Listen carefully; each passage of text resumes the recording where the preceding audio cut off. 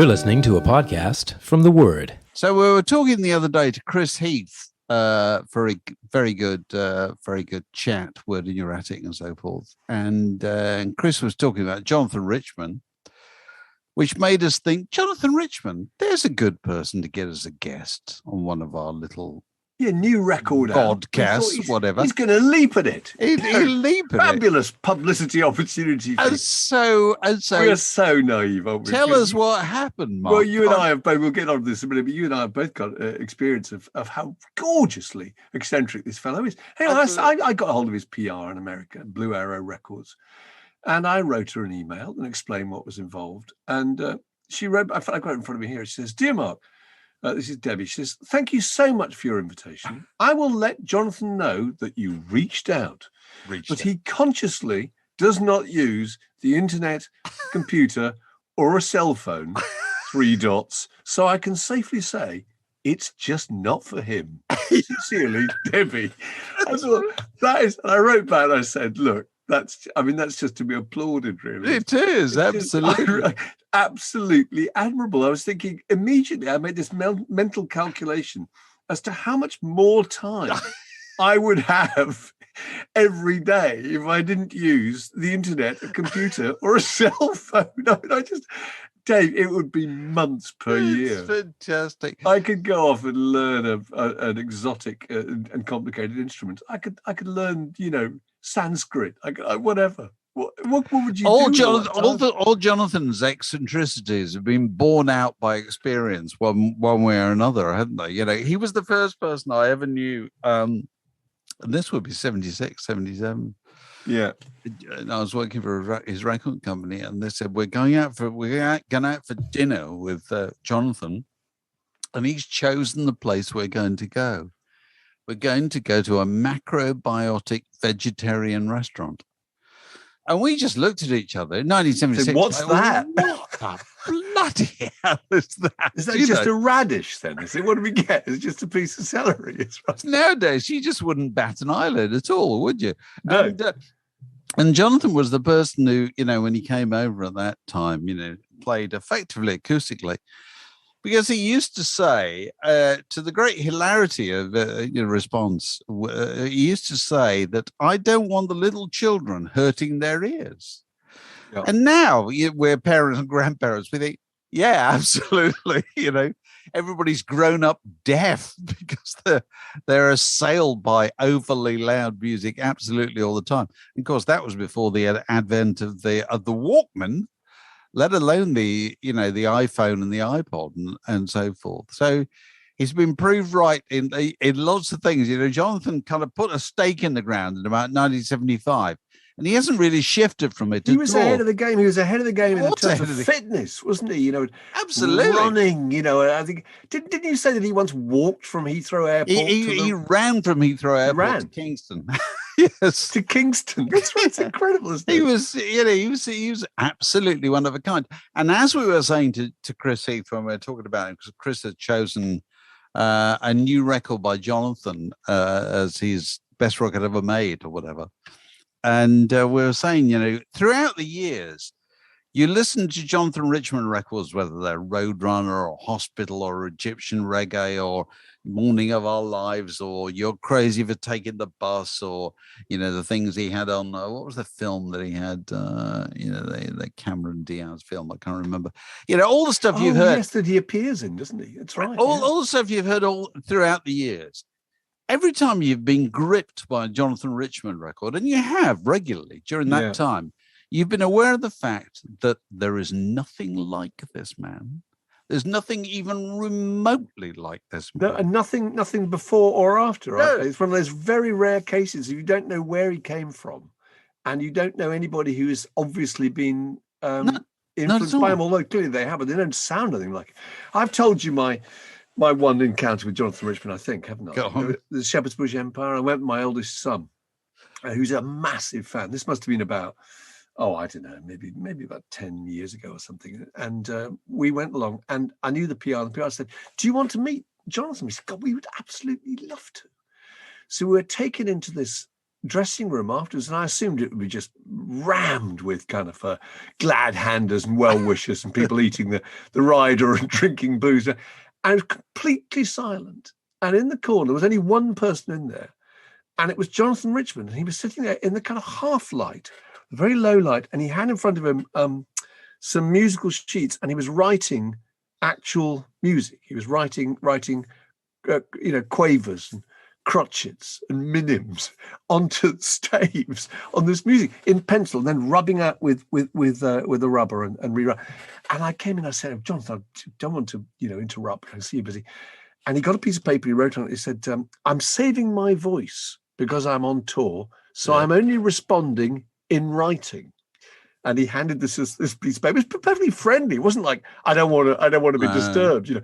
And Tommy and I had this really extraordinary exchange with him, which probably only lasted about 5 minutes because it was only so long you could sit in the room writing the answer. Yes, it gets a bit tiring. We sort of said, nothing more than kind of, we really enjoyed the show. And, I don't know, we asked something about his acoustic guitar. He has that amazing guitar, and he plays without a strap, which is so extraordinary. It's just to make life even more complicated. Even more difficult. Yes. It's even more difficult. So he waves it around. He uses it as a kind of an instrument, as a kind of part of a stage prop, really, but it's very hard to play. And we had this extraordinary little exchange with him, and then out we went, and that was it. And that's exactly how I wanted him to be. Absolutely. Never a disappointment at all, Jonathan, throughout the years. Long may he reign. We were talking last week about my theory that no girls ever screamed at any musician who has facial hair, which has been greeted with widespread approval, really, as a theory. Somebody just asked me, and I can't remember who it was, said, have the Rolling Stones ever had facial hair? And he didn't think they had. But go on. Well, yeah, Mick Jagger did. Mick Jagger did briefly. Okay. Yes, Mick Jagger did, or was it just in Ned Kelly? And was it? But this is what I was going to say. Mick Jagger had a fine, luxuriant, almost ZZ Top standard of beard, didn't he? Yes, he did. When he was appearing in the film Ned Kelly in 1970, I think. Yeah. But I've got a feeling he wore the beard later on. Although I don't know if he actually wore it in the Rolling Stones. I suppose that would be the clincher question. Really. I have a mental image of him with a beard, but probably not on stage, because on stage with a beard, would he be Mick Jagger? No, he wouldn't. He's a chin music concept, isn't he? As Alex was saying last week. Yeah. Then again, Charlie Watts did have a mustache, didn't he? Charlie Watts, he had a kind of wildly successful one, actually. No, it was a kind of Chinese detective type mustache, kind of thing. Yeah, I somehow had a feeling that I somehow had a feeling that Bill Wyman had a mustache, but then I couldn't. I can't see that. I couldn't want to see it. Place it at all. No. And I thought to myself, surely Ron would have had it from time to time. I mean, Mick Taylor possibly would have had one at some point. You get the feeling it would have happened. But anyway, you're right. Should say on the Stones tip, what a monstrous travesty their stamps are. Have you seen this collection of stamps? It's post office stamps, isn't it? It's Royal Mail stamps. They're official Rolling Stone stamps. And tell everybody what's wrong with them. Well, what's wrong? I don't know where to start. I mean, this is obviously a big revenue for the Royal Mail. They're pumping out stamps about absolutely anybody, and they're always high denomination. The one you want is first class, but there was the £1.75 one. But anyway, I know this because I went to try and buy some, and then I thought, why am I buying these things? And I had another look at them, and there are 8 of them. Key pop fact, I don't think there's a single picture from before 1971. I'm sure there isn't. And the second key pop fact is that none of those 8 includes either Bill Wyman or Brian Jones. Oh, so even Bill has been... There's no sign of Bill and there is no sign of Brian. This is the Rolling Stones. There is one stamp that's entirely Ronnie Wood. Now, no disrespect to Ronnie Wood. He's been in the group since whatever it was, 1975. But it's still, I'm sorry, but if you're a bit old school, you can't think that Ronnie Wood on his own could somehow epitomise. I think the problem with the Rolling Stones is I don't think they own the bit of the Rolling Stones from which their mystique derives. which is the earliest stuff, really, because that's all owned by Abco, Alan Klein's company or whatever. And they wouldn't own those pictures, would they? Well, possibly not. I don't know. They'd have to go and pay for them or whatever. Yeah. And of course, Brian Jones had left by the time that, because that period finishes, as you say, 1971. It's when the Rolling Stones start again with the tongue logo and their own label and all that kind of stuff. But I agree with you. It's not the Rolling Stones if you don't have those people in there. Oh God, the other Rolling Stones thing is, did I send you that clip of? I think I did. Did you get a chance to look at the clip of the Stones' first appearance in Holland in 1964? Oh, I did. Oh my with Lord, the bouncers. Oh my God. We must include at the end of this, because anyone who hasn't seen it really ought to see it. It's really short. It's only about 3 or 4 minutes long, and I think it's taken by a girl who's in the audience, and it's basically their first appearance. I think it's near The Hague. And it's an old kind of Victorian opera hall. It's a beautiful old theatre, and clearly you forget, they had no understanding of what a rock and roll concert was going to be like in August. The Beatles actually had played in Amsterdam, and I checked just a few months before. But before that, none of those kind of events whereby there was going to be screaming women and hysteria and it's just a riot, isn't it? It's a complete riot. But it's not just screaming women, isn't it? It's blokes, isn't it? Yeah, it's blokes. It's kind of tearing up seats. You look at this thing, and there are seats, bits of seats and bits of chairs flying into vision and flying out again.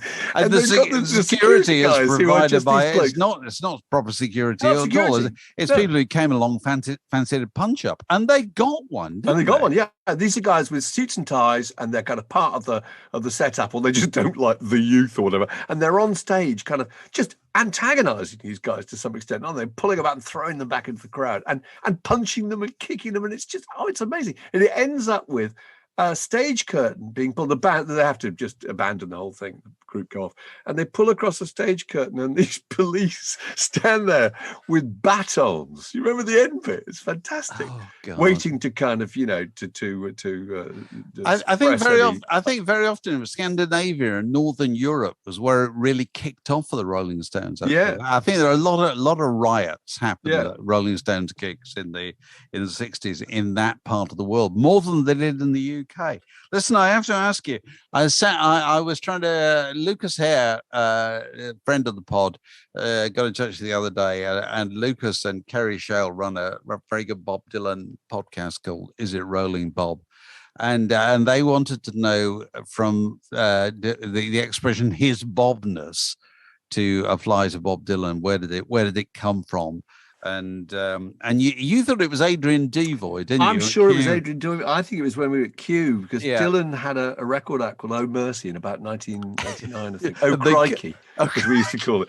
Everything on Q just had a different name. It was just so hilarious. Oh Crikey. Red when it was amply fed. We thought this was just terribly fun. I don't know why. There was a guy called Carl Wallinger of the group World Party, and he was known as Colin Bollinger. And I don't know why. It's not even particularly funny. Because it's known as Colin. Sorry, it's funny. It's funny. It's funny. It's funny. No, it's funny. And you did a bit of a study of it, didn't you? Yeah. Well, although you go further, you think it begins with Olivia Neutron-Bomb. I think Olivia Neutron-Bomb. I think that's what started it. That's what I remember as a kid. It's the early 70s. The people talked about Olivia Neutron-Bomb, didn't they?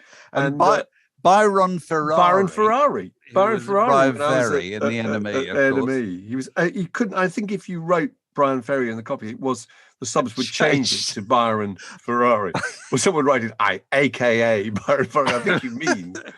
No, I thought it was amazing. It's smash hits. I mean, can you remember all the ones that smash hits? I can still remember them. Wacky Mac a Thumbs Aloft. Yes, Lord Lucan of Mercury. The Lord Lucan of Mercury. Yeah, and the Dame David Bowie, which has really gone into general currency, hasn't it? The Dame. It has. It's still there. People refer to her as the Dame, and rightly so, actually. There was Mark, unpronounceable name of Big Country. Do you remember him? Mark Brzezinski, I think his name was. He Polish? I don't know. Something like that. Yeah, there was the leather-lunged songstress. Who was that? You guys, Bonnie Tyler. We ought to maybe we should do, yeah. People. She's also known as the poodle-haired Vixtress. Okay, all right. You have to guess who this is then. Volleyball ping pong. or Ben Volavon Parrot, rather. No, Volapolier Piero, wasn't it? Piero. Was it from Curiosity Killed the Cat? Was that right? And then, of course, you two were, as we've frequently observed on this podcast, you two were known at Smash Hits as Bobo the Hedge, Larry Mullion Jr., with Junior in inverted commas. Yeah. And the other one. The other one. Comma. Can you imagine how damning that must have been? That's very good. Oh, and Natalie Umbrella was known as... Oh, Natalie Umbrella-Stand. There was Madge, of course. That's another one that took off. You see, Madonna, referring to Madonna as Madge. Madge. No, people call it the tabloids called her because it's a shorter. You can get it on the cover, can't you? Madge. I suppose that's true. That's true. Sir Clifford of Richard. Was this Christina Aqualibra? Christina Aqualibra, yeah. That's after my time. It was Stephen T-Tal Duffy. Bros were always known as Matt, Luke, and Ken. You remember that? His name was Ken. I actually can't remember his name now. No, and Viz Comic. Craig. He was known as Craig, wasn't he? Craig, that's right. Craig, Viz picked up on there. They always talked about Ken from Bros. And Billy Idol was who? Sibylium of Idol. And of course, still in the news today because she's kind of squabbling with her sister is Broccoli Spears. And Patsy Kensit was known as Cheesy What's Cheesy What's It. It's just genuinely funny, isn't it? I think I love those things. And I still maintain that some of that went into kind of common parlance. I went to see QPR in the early 90s with my boys in the days when Les Ferdinand was the big striker. And people used to sing, Sir Leslie Ferdinand, Sir Leslie Ferdinand. And I actually genuinely think that was straight out of Smash Hits, because that was Sir Lord Lucan of Mercury and all that nonsense, wasn't it? Was anyone called Sir before? I don't know if they were. I'd like to think it was Smash Hits. The Word Podcast, prime cuts of popular culture served fresh each week. So listen, the question of the BBC licence fee comes back into focus this week, which it does, regularly from time to time. It's a political football, all those kind of things, and everybody kind of rushes to the barricades, And I just want to make a couple of points about the BBC, and I value the BBC and so forth, and long may it rain. But there's no point denying. It comprises a smaller percentage of your listening and viewing diet than it did in the past. It's bound to, because there's just more and more stuff. And frequently I sit there and think, do I ever watch BBC One? No. Do I ever watch BBC Two? Probably not. Do I watch BBC Four? Probably not. There's a load of radio services that I used to have to listen to, and I sort of don't, because I access news the way, and that doesn't mean I don't value it and so forth. But what's interesting is how these things change. And, what we always used to say in the world of magazines was there's difference people recognize, and there's difference people recognize and value. And the third thing is the most important quality. Yeah. And so it's only recently it struck me that there is a BBC service that I've come to value significantly in the last few years. What would that be, Mark? The iPlayer? No, it's CBeebies, because I've got grandchildren. Oh, okay. And so you know what I mean?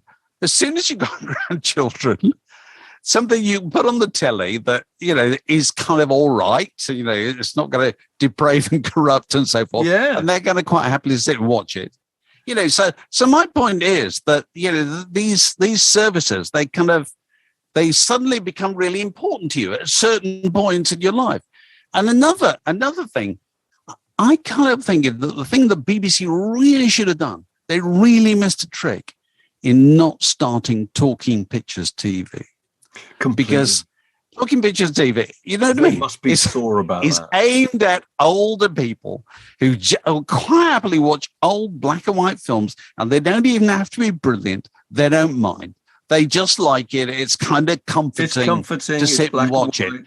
And familiar people. And if the BBC did that, I'd think, yeah, okay, that would go into my calculations. You know what I mean? Whereas there's no point telling me how wonderful everything is you're doing on BBC Two, because I probably don't watch it. Because, loads of things are aimed at really general audience. Whereas the stuff that you value tends to be things that are aimed at you very particularly. You know what I mean? Absolutely. And those things change as you go along, And I'm sure there are loads of people who really value, I don't know, Six Music or Radio 3 or whatever, But it's those things you feel strongly about matter more than those things that you might tolerate. And so much of the argument is about what you might tolerate. And, I just think they ought to have more things that people really feel strongly about. That's my view. So anyway, the Beatles. Very fair point, and I'm with you on that. Yeah, I still can't imagine a world without Radio 4. I have to say. No, fair enough, and but it probably means that ultimately it's got to be more like hardcore Radio 4 and less like Radio 4 that we can get people to tolerate. Because that's the way media works. It's things you really want, rather than things you'll tolerate, because in the past it used to be things you'd tolerate. And now that you've got loads and loads of choices, you choose the thing that you really want. And that's the difficult challenge. The BBC still does stuff that nobody else does, Oh yeah, I'm sure. We were actually listening in fact, one of us 11 o'clock last night to Bunk Beds with the great Peter Curran. Oh, absolutely. He of this podcast on many occasions. There's Peter Curran and Patrick Marber talking to, I think it was Harry Shearer, and drifting off to sleep as we were drifting off to sleep. Actually, No. Where else in the world, the envy of the world, where else would somebody be commissioning a 15-minute program where three people record genuinely in the dark? They do it in the dark. And the only thing I'm slightly disappointed about, I've always been slightly disappointed about Bunk Beds, is they don't do it lying down. Oh, I think they do, but they don't do it on bunk beds. Do they do it lying down? Oh, I thought they did. Peter Curran, if you're listening, do you do it lying down? Because I always think it would sound different if you did it lying down. Anyway. Yeah, well, I'm convinced. But anyway, God bless the BBC. So, the other burning issue is 2022. Again, is the Beatles. There's Get Back and all these things. It continues unabated, doesn't it? Really, kind of enthusiasm and fascination for this stuff. And there's been a couple of kind of editorials in the last week. I think one of them in the FT and one of them on Substack, just about, is this fascination with the Beatles in particular and old music in general. Is it a good thing? Yeah, it's beautifully put. I've scribbled it down and said it's likely that people obsess over the Beatles because there is nothing new around. And there is nothing new around because people obsess over the Beatles. I thought that's a really interesting point. And I don't know what the answer is. But I mean, clearly in times of trouble, I think a lot of people go back, and particularly in the night of Get Back, which was such a massive international event, wasn't it? A Beatles event. Again, who thought that would ever happen?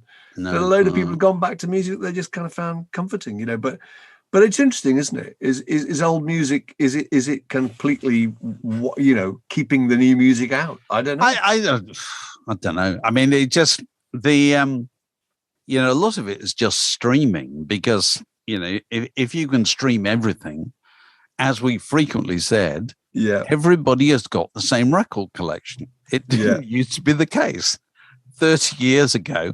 You didn't go to many houses that had a full set of Beatles records or a full set of David Bowie records or anybody. You know what I mean? Whereas everybody now does. So if you're thinking about what to play, are you more likely to play something that was kind of familiar to you than to have a stab at something that you've never tried before? And I think that's the I would suggest most people are more likely to do the former than the latter. It's just because the latter is just hard work, isn't it? It's a challenge. It might not work out, It's a risk. And you could say the same about the industry, whether the industry want to sign up people who they can't immediately fit into a category that radio will play or whatever. Except the industry for years, the record industry is obsessed with novelty. Has been ever since the Beatles. That desperately is all about what's coming out this week. If you go and talk to anybody in a record company, I mean, they're not record companies anymore, music companies or whatever. What are they thinking about? What's coming out this week? That's all their focus is. Whereas actually, how are people, interacting with their products? They're interacting with an incredibly wide range of them, but they don't tend to be terribly interested in that. They're interested in, they're incentivized in, they're focused on, can I break this new thing? And the amount of public enthusiasm for that is a small proportion of the wider enthusiasm than it's ever been before. Because, as we frequently said, who bought records in the 60s? Teenagers. Who bought records in the 70s? Teenagers and people in their 20s. Who bought records in the 80s? Teenagers and people in their 20s and their 30s. Yeah. And it moves forward. And so where are we now? Who listened to music? All sorts of people right across the board. You cannot expect it to be dominated by teenagers.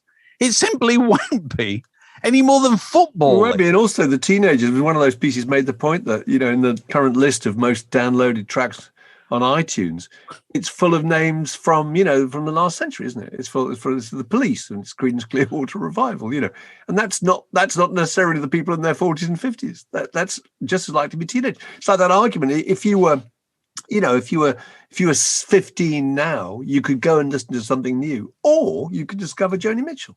And there's quite difficult decisions, aren't they? There is only so much time. I think a lot of this, whenever I hear this argument that the old is driving out the new, I think the argument is that the new feels that it ought to be special. It ought to be kind of prioritized over everything else. And it can't be. It won't be.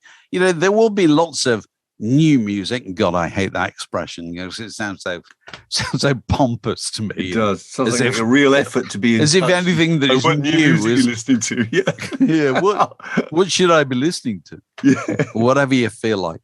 And it always feels that it's somehow virtuous. If you listen to loads of new music. New music is whatever you've never listened to before, whatever is new to you. And that's likely to be all kinds of stuff. But it won't have the prestige that it had, I don't think. Not in the foreseeable future. But it'll be there. And, God knows there are, people at the absolute top of the game in the world of streaming are making sums of money that their predecessors from 40 years ago could only have dreamed about making, because what happens nowadays is it's like everything in the internet. It's a winner takes all business, isn't it? There's a few people at the top making an absolute fortune, and then everybody else is kind of struggling. But there's still no shortage of people trying to join them. There's no indication that there aren't still people making their own recordings and forming, whether they're groups or musical setups or one way or another. The opposition is just growing every day, isn't it? Well, the opposition is whatever you've just done. Yeah, because you'll be there a year later, and there'll be somebody else coming along, and you won't want to go away, because what happens in music is nobody goes away ever. We've established that, haven't we? This is a junction in the word podcast. It separates that bit from this next bit. All right. Any other business? We're joined by Alex Gold. Alec, you got your Beetle cap on. I got my Beetle cap on. It's new as well. I upgraded because the last one was too small for my fat head. And what I found was that when I was... Alex, nothing about you is fat. Well, thank you. Flattering clothes. But I found that when I wore my wig, it used to poof out at the sides, which is very un-John. So I upgraded to, I think this is extra large, actually, believe it or not. We should just explain to any occasional listeners that Alex plays the part of John Lennon in a tribute group. Hence, that's why he wears a wig. Otherwise, oh yeah, it's not. I don't wear a wig in normal life yet. Everybody. No. Do you know that wonderful Ben Vaughan song called "I Dig Your Wig"? No, but I feel a compulsion to listen to it. Your hair's so tall, it's 3-dimensional. Oh, that's good. That is good. A bit of poetic license there, isn't But there? what can be said about that thing on your head? It sure is big. I dig your wig. It's a great song. That's a great lyric. We were talking about last week or whenever it was about how much you would pay or have paid to see somebody live in concert. How Al Hearton got in touch via Patreon, talking about you went to see Kate Bush at Hammersmith Odeon in 2014, as did a number of people, and he tried every way he possibly could to get the more affordable tickets. Found that they're all gone, so the only ones he could get were the hospitality tickets, which were 400 of your English pounds each. And he says he doesn't regret it. I'm sure he didn't. No, I'm sure he didn't. I bet he didn't. Why not? It's only gonna happen once in a while. Is Kate Bush ever going? That's the whole thing. Is that you're paying to see people who might never tour again? You see, I'm going to put a supplementary question to Al here. How would you feel if she was on tour now? I know nobody's on tour. Back. Well, whatever, people. She never said it was her last tour, though. No, she didn't. Whereas there've been a lot of people who've said, it's the long goodbye, isn't it? And they come back in 2 years later. Yeah. Waving the cap about. Sarah Leclerc got in touch also via Patreon from the United States. And she says that COVID, it's the longest she's gone since she was 13, I think, without seeing The Who. And she misses it badly, and she used to go and see The Who. She regularly paid $500 plus to see them in the past, and it was worth every penny. She would, to see them again, she would mortgage her house and put her 12-year-old son up for sale, which was slightly extreme, but and she come back to America, Pete and Roger, take my money, all of it. There's an invitation. There's devotion. Yeah, absolutely. It's a simple uncritical devotion. Yeah. So I was asking for questions from people who might have anything they want to put to us, and I'm just desperately scrolling through this stuff on my phone. Please, Bill, here. Oh, there's one. Hang on, I've got it up in front of me actually. Keith Hadley's one was good. Oh, go on. About it says the news that Daniel Radcliffe is playing Weird Al Yankovic. Yes, that's bizarre. I know it is, isn't it? That's bizarre. Go on. What's his question? Well, that's his question. Is can you think of any castings of musical biopics that would and major stars who could play them? He says, "What about Gary Oldman's Nick Lowe?" I thought it was quite good. I'm saying Michael Sheen as Get Back era Paul McCartney. All right. I think Keeley Hawes as Kirsty MacColl.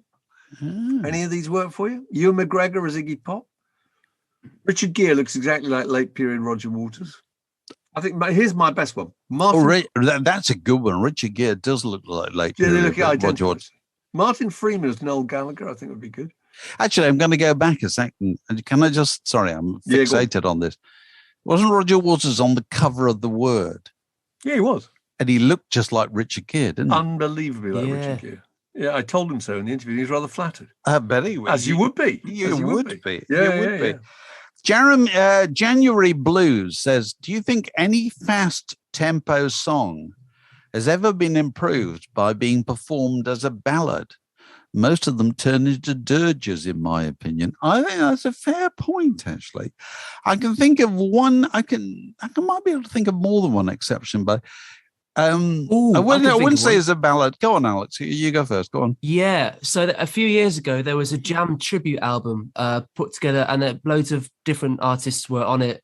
A band called Buffalo Tom did a version of Going Underground, and it was reduced to a half-time kind of ballady type thing. and to my ears at least, it was magnificent, and it still is. It's really, really, really good. It kind of pulls out a whole new emotion from the song. Right. Huge success, but I can't think of anything else. The one I was going to suggest was the Cowboy Junkies version of the Velvet Underground Sweet Jane. She's done very, very slowly, and I actually prefer it to the Velvet Underground's version of Sweet Jane. But they tend to, if you do something really slowly, what you're saying really is, wow, how poignant is this? Aren't you? There's something in the very it's worth savouring. Yes, there's something slightly, self-important about it. Yeah. And any artists you like on record but seen live and thought they were terrible? This is Dave Waters is asking this. Oh, I saw that. That's the guy who saw The Streets, wasn't it? He saw The I saw Streets. The Streets and felt exactly the same because I thought they made great records, were incredibly boring on stage. Really? Yeah, very disappointing. Streets, I suppose it's just Mike Skinner going, "I got some chips." It is exactly that. Yeah. What you don't really need to see him do that. Just stay at home and listen to the record entirely. You can't kind of increase the. Am I right in this? I'm making this up as I go along. You can't increase the intensity of hip hop in the live performance arena, can you? I don't know. No, I don't know. I think it's a different kind of energy, and I think you have to really. I'm sure the energy comes from the crowd, though. Surely, I think it's a little bit of both. It's very much an exchange. I saw the performance of the rapper Dave. As a rapper called Dave, and he played at Glasgow a couple of years ago, and it was absolutely electric. And I couldn't put my finger on why, because I'm absolutely no expert. That's not my arena. And Stormzy's headline set as well was absolutely fantastic. It felt massively urgent.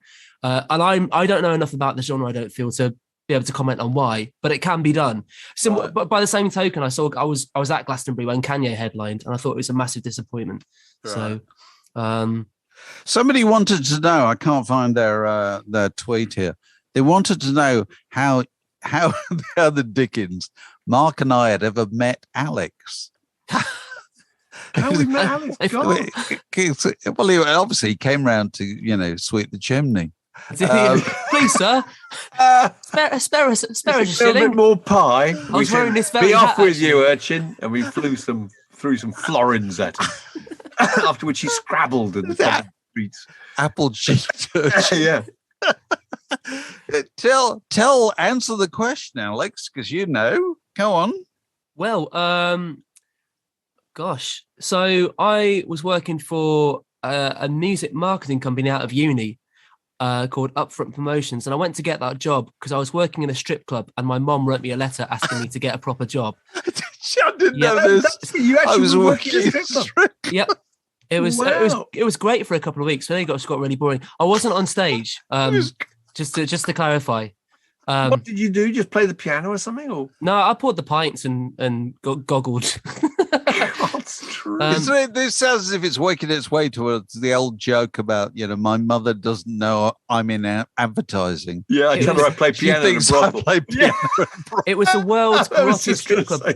It's a place in High Wycombe called the White Horse. It's a strip club in High Wycombe. Yeah. No, horrible little pound in a pot place. It was a strip club by day and a metal venue by night, but Kings of Leon played their first UK gig there, and there's an interview somewhere where they're being asked what's the worst show they've ever played, and they talk about this horrible hovel somewhere west of London. It's the White Horse. Right.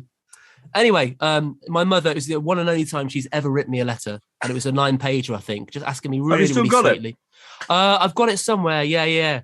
To sort your life out, Alex. 9 pages. She had 9 pages to tell you to get out the strip club. Well, it's nine pages of A5, but still 9 pages. Essentially. So my friend was leaving this job, and he got me an interview, and I got the gig. And part of our thing, we did an awful lot of stuff. We did marketing campaigns for like REM and Green Day, and the postering for festivals, and we helped Dave put together and manufacture the Word and Mixmag CDs. Yeah. And one day I was on the bus to a meeting at Beggars Banquet Records, and Jerry Perkins, the MD of Development Hell, gave me a call and said, Alex, would you like to come in-house? and we met in a pub, and he gave me a position at Development Hell, and that was it, wasn't it? Really, I can remember the first morning I met you, and for some reason you were almost immediately called up Magic Alex. Oh, I remember you bounded into the office and went, "Oh, Alex, we've got to give you a nickname." And you went, Magic, you're Magic Alex. Like, oh, you are Magic Alex. I'm sorry, there's nothing you can do about it. And it stuck to the extent I feel a bit weird when you call me Alex now. When you don't call me Magic, I feel like I've been. Think when we call you Alex, we sound as though we're being a bit stern. I feel like I'm in trouble. You've done something wrong. Like reprimanded. So Jamie Bowman asks, with Mal Evans heralded as the star of Get Back, as he appears to have been, and they're making a film about Mal Evans, aren't they, or something? There's something going on. Are they? Good idea. Are there any other band roadies, backroom staff who deserve their moment in the sun? Oh, well, they should have a little. They ought to do an edit from the Get Back footage of just Glyn Johns. I think Glyn Johns has become a bit of a star. Yeah, but he's not a manager, is he? Not a manager. No. Richard Cole. I don't know. Peter Grant. Well, you see, I was talking about road managers, really. And I think it's a good idea, Mal Evans and so forth. But actually, Neil Aspinall, that is the amazing story. Because, and this is not even that long ago, I remember Paul Denoyer telling me the story of Neil Aspinall and was it Pete Beth's mother? Oh, yeah. Well, I mean, this is very complicated because it was exactly at the time, because he was involved. Neil was the kind of the original roadie, and he went on eventually, didn't he? The head ran Apple. Ran Apple. He was the custodian of their legacy, actually. But he was working for them in the very early days when Pete Best was in the group, and I think Pete Best's mum Mona had a club, didn't she? That they used to play. She had a club, and she was quite young. Casbah, was it called? Yeah, something like that. Yeah, and she was very young, attractive. really, and she had a bit of a fling with Neil, and in fact, they have a son. They had a child. So Pete Best's half brother, was the son of Neil Aspinall. Yeah. How complicated is that? Yeah, so this is before Alex is still trying to compute this. He's trying to work it out, and so they before they made it, they've already got that bond, that ties them all together. And Neil Aspinall died, however many years, not that long ago. Not that long ago. And ran Apple and knew absolutely. Talk about a man who knew where the bodies were buried. Neil Aspinall, probably more than anybody else in that whole world, probably more than Paul McCartney, probably more than George Martin. He knew absolutely everything, and he never talked about it at all, did he? And he had the real foresight to realize early on that they should own everything. Yeah. Buy up every picture, buy up every tape, buy up every bit of footage and clip, because one day we will build this kind of fantastic. And if you talk about Get Back, he was right. If you talk about Get Back, the extraordinary success of Get Back in the last 2 months or whatever, that's Neil Aspinall, isn't it? Yeah, that's the long view of Neil Aspinall. Guy who was a bookkeeper in Liverpool and a kind of mate of John Lennon and Paul McCartney's, wasn't he? In 1961, 1962. It's absolutely extraordinary story. I'm sure there are loads of kind of roadies, and I was Derek the Draw from the Blockheads. He finished up being the singer. Actually, finished up being the singer of the group after he died. Amazing character. Yeah. And the one crossed my my radar this week, and it's only a minor one, but it's really interesting because I think I met this guy. Is that do you remember Madness? And I think he worked with Nick Lowe. He had a guy called Kellogg's. Oh yeah, Kellogg's. You probably knew Kellogg's, didn't you? No, I never met him, but I've heard a lot about him. Yeah. Okay, so Kellogg's came from Southend, and because he came from Southend, he was the one of the roadies with Procol Harum. And so I love Procol Harum. And so when Procol Harum recorded A Salty Dog, which is one of my favorite Procol Harum songs in, I think, 1969 or whatever, it features one of these. Hey, A bosun's whistle. And who plays the bosun's whistle? Kellogg. Does he get a credit? Kellogg's. He got a credit. He got a credit. Oh, rightly so. And he was still kicking around, well, more than kicking around, he managed Madness and he worked with Nick Lowe and loads of those acts. Everyone loved him. They were very much a loved person, So I think there are loads of characters like that over the years. Phil Turner says Gary Crowley did a Philadelphia International Records mega mix on Saturday radio last week, presumably. Controversial view, but was Philadelphia International Records a better label than either of the more lauded Motown or Atlantic? Right, I'm not qualified to answer. I don't think. You're going to have to go ahead, Dave, on this one. I'm going to say no. No is the answer. It wasn't. What, you're saying it's better than Motown? I think no. Even I, without much experience of it, and quite a lot of experience of Motown, would say that's a very hard mountain to climb. Yes. No, that's not going to wash. Sorry. Yeah, the Philadelphia International flourished for a brief period of time. Atlantic flourished for an awful long time. Yeah. Across many different eras, as did Motown, Yeah. Anyway, we're all entitled to our opinions. What else has been happening? If you're aware of the fact that we're doing this effectively by candlelight, that means that you're watching this rather than just listening to it. I've genuinely got a lighted candle behind me, actually, because we're doing it at night. Yeah, we're doing it at night. For lots of complicated reasons. Alex flying off abroad tomorrow, but doing it at night, and so it's a different vibe. So if you're watching it, you're probably one of our much valued Patreon supporters, and if you'd like to watch it in the future and be one of our most valued Patreon supporters, if you go to patreon.com/word in your ear, you can find out details about how you might do that and how you could potentially, we could join you for on the occasion of your birthday, as we've done in the last week, I think, with a couple of people. I think. What else has been going on in the last week? We talked to Curtis Tigers, great Curtis Tigers. Really good. I don't know if that's up yet. It's up for patrons, but that's terrific. What a likable guy. He's just funny and interesting. He just reminded me. I couldn't help thinking this. I tweeted this that when you know back in the days when you used to go to interview people all the time. And you come back to the office and people would say, what was he like or she like or whatever? And the highest compliment you can ever pay anybody was saying, very good value. Actually. Good value. Very good value. Good value is a great expression. It means they're really good fun, but also it's got some commercial potential. Yes. Good value means they said something so funny, we're going to put it on the cover. It's going to sell a few copies. Yeah. And there were not too many ums and ahs and so forth. Yeah. And Curtis Tigers was absolutely fantastic value, wasn't he, Alex? Really good. I tell you, he was good value too. It was Chris Heath. We talked to our old pal Chris Heath, who we met in the early days. He told some good stories about smash hits too. Yes. Chris now lives in America, and people will be very aware of his fantastic journalism.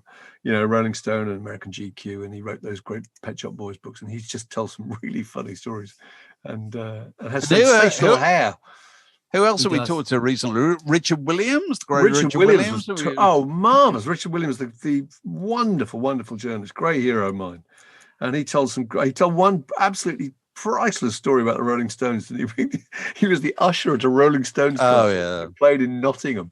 And he had to be an usher in his school uniform. And he said his job was to stand behind Charlie Watts and spend a lot of the time pulling girls off Charlie Watts, girls that he knew from school. in his school uniform with his tie on. Yeah. Very funny. That was before cool was the rule. Yeah. So all this wealth of material is available to you on kind of in full, in living color, and early very often if you're a Patreon supporter. So go to patreon.com, word in your ear, and find out how you could do that. Anything you'd like to add, Alex, before you go to the sea? Be excellent to each other. This podcast was brought to you by The Word.